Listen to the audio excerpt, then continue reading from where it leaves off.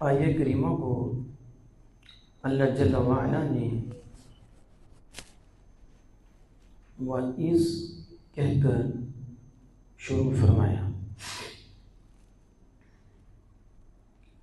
عام مفسرین کرام اس جگہ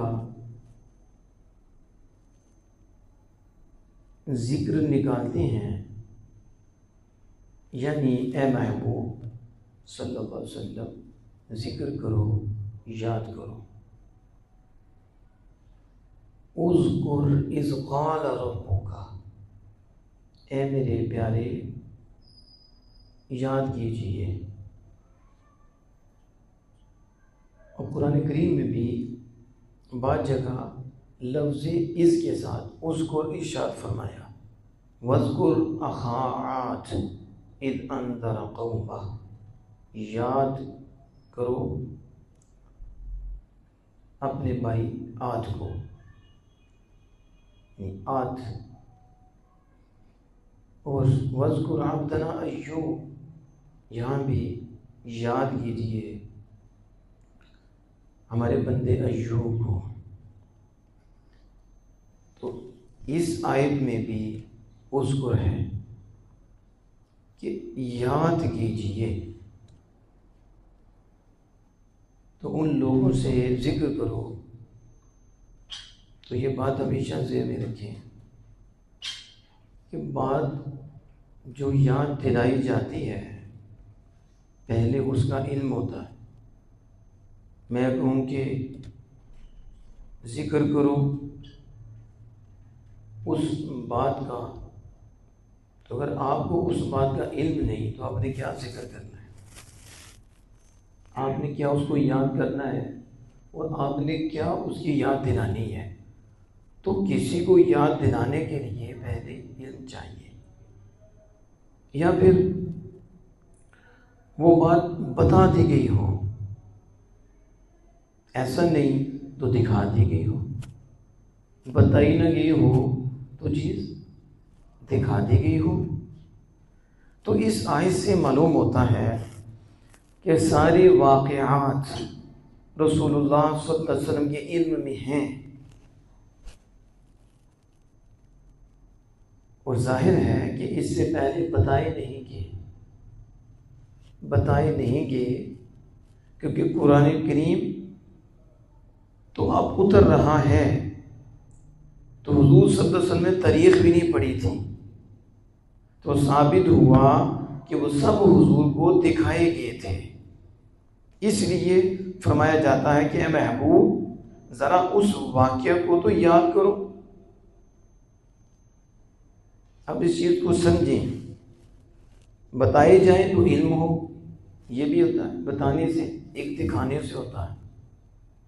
اللہ پاک ہمارا محبوب یاد کیجئے اس وقت جب آپ کے رب نے فرشتوں کو فرمایا، اس کا مطلب ہے کہ نبی اکرم صلی اللہ علیہ وسلم کو دکھایا گیا، تو دکھانے سے حضور کو علم حاصل ہوا۔ اگر ایسا نہیں تو پھر سید عالم صلی اللہ علیہ وسلم کو اللہ پاک نے کیوں فرمایا؟ کیونکہ پھر تو قرآن اتر رہا ہے، تو پھر قرآن کمپلیٹ ہوگا تو یہ تو بتانا ہوگا، تو بتانے سے علم آئے گا۔ لیکن آیت ہمیں بتا رہی ہے کہ اللہ نے اپنے محبوب کریم صلی اللہ علیہ وسلم کو سارے واقعات دکھا دیے، اس لیے فرما رہا ہے محبوب واقعہ کب کا ہے؟ جب ابھی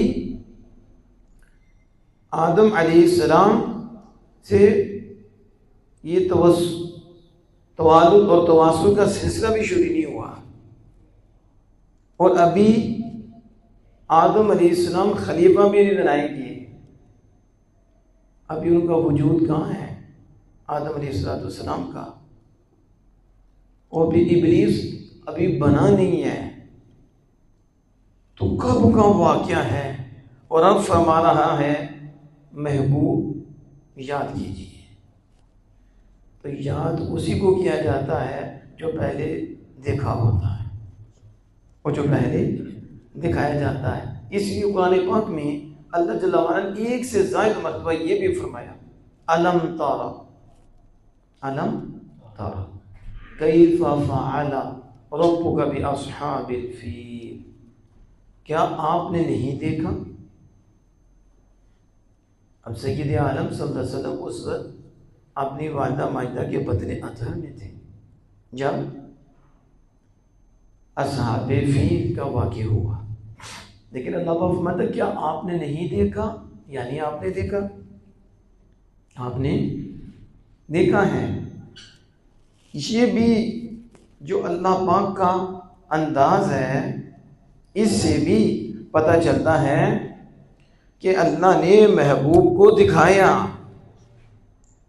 और इससे हुजूर सय्यद आलम सल्लल्लाहु अलैहि वसल्लम का इल्म गैब भी साबित हुआ और आक़िद जनाब सल्लल्लाहु अलैहि वसल्लम का हाजिर और नाज़िर होना भी साबित हुआ कि सय्यद आलम सल्लल्लाहु अलैहि वसल्लम उस वक्त भी मौजूद थे, और आपको दिखाया गया है और उसी को याद कराया जा रहा है कि महबूब याद करो, उस वक्त को याद करो जब अल्लाह ने फरिश्तों से यूँ फरमाया, अल्लाहु अकबर कबीरा। इसके साथ ही फरिश्तों की बात आई कि फरिश्तों से अल्लाह पाक ने फरमाया। फरिश्तों के हवाले से मैंने कुछ गुफ्तगू की थी, बस एक बड़ी अजीब बात है, आप भी सुनेंगे तो आपको ताज्जुब भी होगा, और अगरचे आपकी ज़ुबान हरकत ना करे और आपका मुंह ना खुले, लेकिन दिल से सुभान अल्लाह होगी, अल्लाह की कारीगरी पे, अल्लाह ताला की तख्लीक पे सुभान अल्लाह।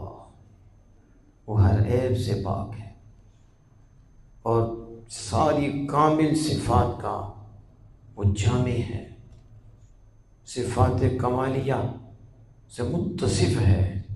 अल्लाह जल्ला वाला वही ऐसी कारीगरी दिखा सकता है। तफ़सीर रूहुल बयान में ये मौजूद है, इंसान जिन्नात का 10वां हिस्सा है। इंसान जिन्नात का, इसका मतलब जिन्नात बहुत हैं, कितने की जिन्नात हैं कि हम कहते हैं इंसान बड़े हैं, ऐसा है कि नहीं। अब देखो ना, आप ममालिक देखो कितने, फिर उनके अंदर तादाद देखो कितनी है, तो आप हैरान होते हो, आप कहते हो लोग बहुत हैं, इंसान बहुत हैं, लेकिन जिन्हें आप बहुत समझ रहे हो ना, वो जिन्नात का 10वां हिस्सा है। फिर जिन्नात कितने होंगे। बस मिसाल के तौर पर अगर 10 अरब हों तो इंसान जिन्नों के सामने 1 अरब ही, 10वां, तो 9 अरब कौन होंगे, फिर ये जिन्नात होंगे।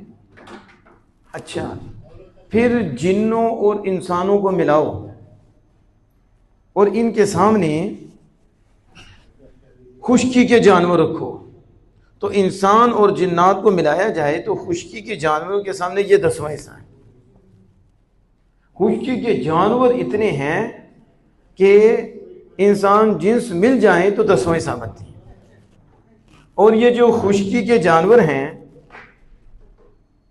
ये सब परिंदों के सामने मिलाकर देखे जाएं तो ये परिंदों का 10वां हिस्सा है। जिन्नों इंस खुश्की के जानवर, अब इन्हें मिलाएं तो जो परिंदे हैं ये उनका 10वां हिस्सा बनते हैं। तो परिंदे कितने हैं।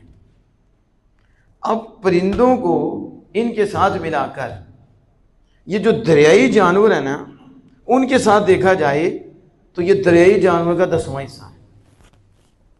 शायद अभी आपको हैरत नहीं हो रही, वैसे तो मोबाइल तो छड़ दे कोई नहीं, कुरान पढ़ो या ना पढ़ो, ज़बरदस्ती पढ़ो। मैं तो समझता हूँ कभी शादी भी मोबाइल से ही है। जो हालात हैं उसके अंदर आप मछलियाँ भी देखते हो, उसके अंदर अजीब अजीब वो चीज़ें आपको दिखाते हैं, तो आप हैरान होते हैं कि समंदर के अंदर क्या कुछ है, वो दरिया के अंदर कितनी मखलूक है, और हम उसे कहते हैं कि बहुत बड़ी है। तो यहाँ देखो जिन्नो इंस खुश्की के जानवर, अब जिन کے سامنے انسان 10واں حصہ ہیں، اور جب جنوں انسانوں کو ملایا جائے تو یہ خشکی کے یہ جانور ہیں ان کے سامنے یہ 10واں حصہ ہیں، اور جب ان سب کو ملایا جائے تو پرندوں کے سامنے یہ 10واں حصہ ہیں، پرندے اتنے زیادہ، اور جب ان سب کو ملایا جائے تو یہ دریائی جانوروں کے سامنے 10واں حصہ ہے، پھر دریائی جانور کتنے ہوں گے؟ اور اس کے آگے دیکھیں، ان سب کو ملایا جائے، ان سب کو، تو زمین کے فرشتوں کے سامنے یہ 10واں حصہ ہے۔ زمین کے فرشتوں کے سامنے آپ کبھی اکیلے بیٹھے ضرب دیں، پھر آپ کو سمجھ آئے کہ کتنے ایک ہیں، اب وہ سارے اکٹھے کر لو، زمین کے فرشتوں کے سامنے لاؤ تو یہ 10واں حصہ بنتے ہیں، باقی سارے فرشتے ہیں۔ اچھا، جو زمین کے فرشتے ہیں نا، ان کو پہلے آسمان کے فرشتوں کے سامنے رکھ کر دیکھو تو یہ پہلے آسمان کے فرشتوں کا 10واں حصہ ہے۔ یہ کتنا حصہ ہے؟ 10واں حصہ ہے۔ اور پہلے جو آسمان والے فرشتے ہیں، اب جنوں انس یہ سب کو ملایا جائے، ان فرشتوں کو ملایا جائے تو پہلے آسمان کے فرشتوں کو دوسرے آسمان کے فرشتوں کی نسبت دیکھا جائے نا، تو دوسرے آسمان کے فرشتوں کے سامنے یہ 10واں حصہ ہے۔ کتنا حصہ ہے؟ اسی طرح اسی ترتیب پر 7ویں آسمان تک جائیں تو 7ویں آسمان میں جو فرشتے ہیں نا، ساری زمین کے اندر جتنا کچھ بھی ہے یہ سارا، اور پچھلے آسمانوں میں جتنے فرشتے ہیں ان کے سامنے 10واں حصہ ہے۔ ان کے سامنے کتنا حصہ؟ 10واں حصہ ہے۔ پھر تمام مخلوقات کرسی کے فرشتوں کے مقابلے میں کم ہیں۔ کس کے فرشتے؟ کرسی، یہ کرسی نہیں جس کے پیچھے مر رہی ہیں، ٹھیک ہے، یہ اللہ کی کرسی ہے۔ کون سی ہے؟ اللہ کی کرسی ہے، جس میں میرے آقا دو جہاں صلی اللہ علیہ وسلم جلوہ افروز ہوتا ہے، یہ وہ کرسی ہے۔ اب اس کرسی کے فرشتوں کی اتنی تعداد ہے کہ پہلے سمجھ نہیں آ رہی، تو سارے فرشتے 7ویں آسمان تک اور نیچے مخلوق، جب ان کو ان کے سامنے دیکھا جاتا ہے تو یہ کم ہے، وہ زیادہ ہیں۔ اب وہ سب ملا کر نا عرش اعظم کہ ایک پردے کے فرشتوں کے مقابلے میں کم ہے۔ عرش اعظم کے ایک پردے کے جو فرشتے ہیں نا، ان کے سامنے یہ ساری مخلوق کم ہے۔ وہ کہتے ہیں کہ عرش اعظم کے 6 لاکھ پردے ہیں۔ کتنے پردے ہیں؟ 6 لاکھ پردے ہیں، اور ہر پردے پر اسی قدر ملائکہ ہیں۔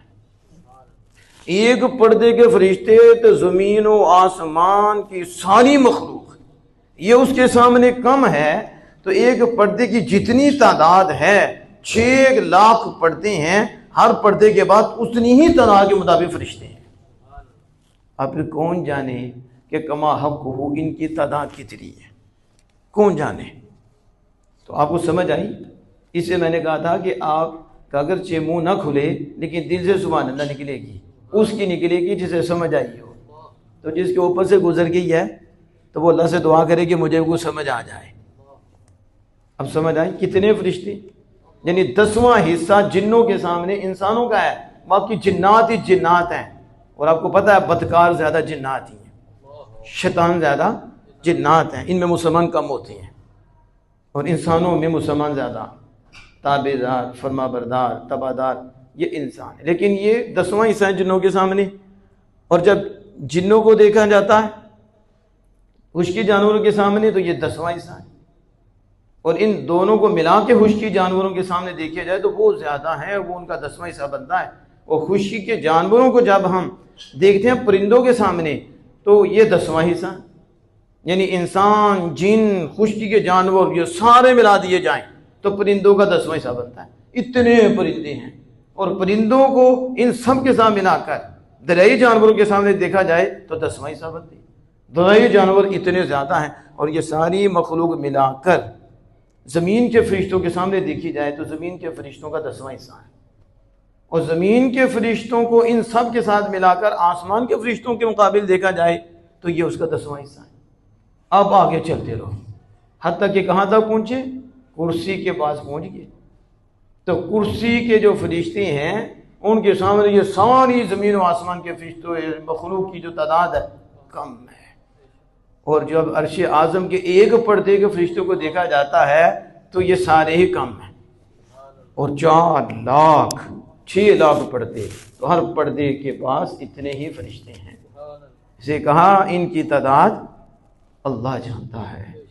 پھر یہ تمام مخلوق جتنی بھی آپ بتائی کہ عرش اعظم کے 6 لاکھ پردے، اور ہر پردے کے بعد اتنی مخلوق موجود ہے کہ ایک ایک پردے کے بعد اتنی ہے کہ زمین و آسمان کے سارے فرشتے کرسی کے اس کے سامنے کم ہیں، لیکن پھر یہ تمام فرشتے ان فرشتوں کے مقابلے میں جو عرش اعظم کے پاس گھومتے رہتے ہیں، وہ بھی فرشتے ہیں نا جو عرش اعظم کے پاس چکر لگاتے ہیں، وہ بھی ہیں جنہوں نے اٹھایا ہوا ہے۔ یحملون العرش یسبحون بحمد ربہم ویستغفرون للذین آمنوا، حاملین عرش کو اٹھائے ہوئے فرشتے اللہ کی تسبیح کرتے ہیں اور مومنین کے لیے استغفار کرتے ہیں کہ اللہ مومنین کو بخش دے، تو ان کے لیے استغفار بھی کرتے ہیں۔ تو جو فرشتے عرش اعظم کے پاس گھومتے رہتے ہیں ان کے مقابلے میں جتنی بھی مخلوق ابھی تک بیان کی گئی ہے ایسے ہی ہے جیسے دریا کی نسبت ایک قطرے سے ہو، یعنی 6 لاکھ پردے تو وہ بتائیں ان کی اتنی نیچے والی مخلوق، لیکن جو عرش اعظم کے پاس اتنی تعداد میں ہے کہ یوں سمجھو یہ سارا ایک قطرہ ہے، اور جو عرش